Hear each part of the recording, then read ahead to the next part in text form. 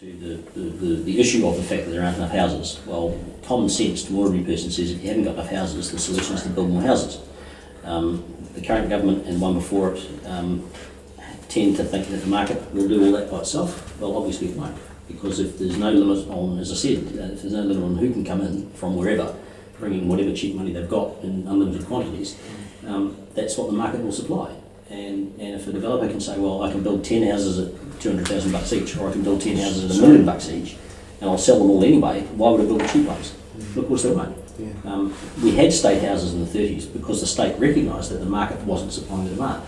And whether you go about it through increased supply credit or whether you use long-term infrastructure bonds or whatever, government, the state has to essentially either do it itself or initiate it being done.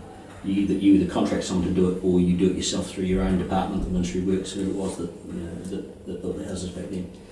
It can't be left to private enterprise to do it in an uncapped market because they simply won't provide that need. We start from a basic standpoint that you don't have enough houses, the answer is to build more. That's ordinary common sense that regular people can understand. And as I say, it has to be the state that initiates that. It has to be the state that finds a way of funding it, one way or another.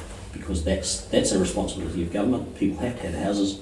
If the market doesn't provide, well, the state has to.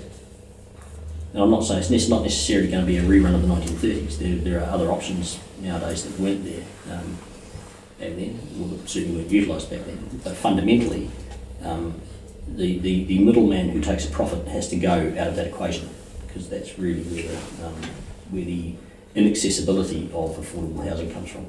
Would they be for sale as affordable housing, or to rent as affordable housing? Oh, look, I mean, I'm getting that's actually not my portfolio, so I couldn't say particularly, but to make that housing available to people who can't currently afford it, that's the problem, that's the need that requires to be filled, and whatever way you go about organising the mechanics of that, it has to be with that goal in mind.